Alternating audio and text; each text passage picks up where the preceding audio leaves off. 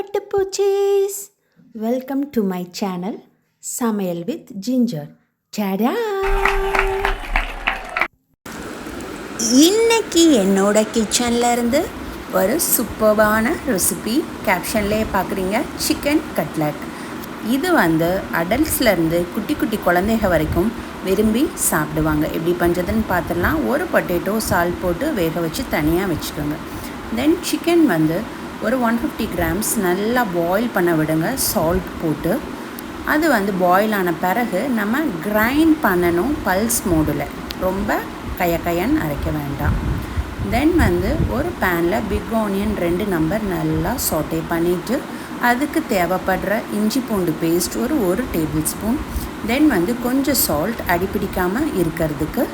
Then we need to add 2 green chilies குட்டி குட்டியாக சாப் பண்ணி ஆட் பண்ணிக்கோங்க. தென் நம்ம வேக வச்ச பொட்டேட்டோவை நல்லா மேஷ் பண்ணி அதையும் ஆட் பண்ணிக்கோங்க. ஆட் பண்ணிவிட்டு நல்லா ஒரு சாட்டே பண்ணிவிட்டு, தென் கிரைண்ட் பண்ணி வச்சோம்ல அந்த சிக்கன் நம்ம ஷ்ரெட்டடாக இருந்த போதும் ரொம்ப கையன் அரைக்க வேண்டாம். தென் இதுக்கு தேவைப்படுற காரத்துக்கு ஒரு ஸ்பூன் பெப்பர் தூள் போட்டுட்டு நல்லா சாட்டே பண்ணிவிட்டு அதை ஒரு பிளேட்டில் ஆற வச்சுருங்க. ஓகேவா? தென் குட்டி குட்டி பால்ஸாக உருட்டி அதை கட்லெட் ஷேப்புக்கு பண்ணலாம், இல்லை நகட் ஷேப்புக்கு பண்ணலாம்.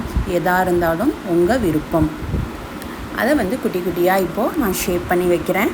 இப்போ நீங்கள் இந்த கட்லெட்டை ஒரு 3 to 4 டேஸும் ஒரு ஏர்டைட் கண்டெய்னர் ஆர் டிஃபன் பாக்ஸில் ஸ்டோர் பண்ணலாம். நானும் அந்த மாதிரி ஸ்டோர் பண்ணுறேன். இன்றைக்கி நான் ஒரு 5 to 6 கட்லெட்ஸ் தான் யூஸ் பண்ணுவேன். தென் ரிமைனிங் நான் ஃப்ரிட்ஜில் ஸ்டோர் பண்ண போகிறேன். அதுதான் இப்போ நீங்கள் பார்க்குற சீன். தென் நான் எப்போயுமே ப்ரெட் க்ரம்ஸ் யூஸ் பண்ண மாட்டேன். பிரிட்டானியா ரஸ்க் இருக்குது பார்த்தீங்களா, அதுதான் யூஸ் பண்ணுவேன். ஏன்னா கொஞ்சம் இதில் ஃப்ளேவர், எலாச்சி ஃப்ளேவரும் இருக்கும். தென் கொஞ்சம் ஸ்வீட்னஸும் இருக்கும். இப்போ 2 எக்ஸ் நல்லா பீட் பண்ணுங்கள், சால்ட்டும் பெப்பரும் போட்டு. இது எதுக்காகனா கட்லெட் நம்ம கிறிஸ்பியாக ரெடி பண்ணுறதுக்காக. இப்போ கட்லெட்ஸை எக்கில் டிப் பண்ணி ரஸ்க் க்ரம்ஸில் ஜஸ்ட் ஒரு கோட் கொடுத்து வைங்க. நான் 10 rupees ரஸ்க் பேக்கெட் தான் யூஸ் பண்ணியிருக்கேன். அது போதும் நம்மளுக்கு தாராளமாக 6 to 7 கட்லெட்ஸ் வேஸ்ட் பண்ண வேண்டாம். ஸோ இப்போ நான் எல்லாத்தையும் கோட் பண்ணி வச்சுட்டு டீப் ஃப்ரை நான் பண்ண போகிறது கிடையாது. நான் grill pan ஒன்று வச்சுருக்கேன், அதுதான் இன்றைக்கி யூஸ் பண்ணுறேன். மினிமல் ஆயில் போட்டு தான் நான் இன்றைக்கி ஃப்ரை பண்ண போகிறேன். நீங்கள் குழந்தைகளுக்கு பண்ணுறதா இருந்தால் டீப் ஃப்ரை தாராளமாக பண்ணலாம். இல்லை நார்மல் நம்ம ஃபிஷ் ஃப்ரைலாம் பண்ணுவோம்ல தோசை தவாவில், அதில் கூட பண்ணலாம்.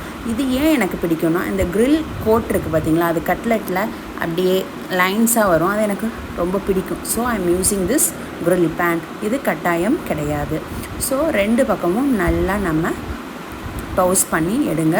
கோல்டன் கலரில் வரணும். கோல்டன் கலரில் வந்தால் மேலே நம்மளுக்கு கிறிஸ்பியாக இருக்கும், உள்ளே சாஃப்டாக இருக்கும். ஏன்னா நம்ம உள்ளே இருக்க இன்க்ரீடியன்ட்ஸ் எல்லாமே பாயில் பண்ணி அப்புறம்தான் ஆட் பண்ணியிருக்கேன். இப்போது 2 பக்கமும் நம்மளுக்கு ஒரு கோல்டன் கலரில் கிடைக்கணும். இதுதான் நான் சொன்ன லைன்ஸு. ஆக்சுவலாக grill pan.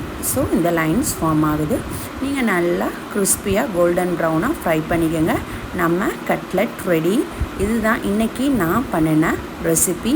எல்லோரும் ட்ரை பண்ணி பாருங்கள். சூப்பராக இருக்கும். ஸ்வீட் கலந்து அந்த ரஸ்க்கு சேர்த்தனால பக்காவாக இருக்கும். So thank you so much.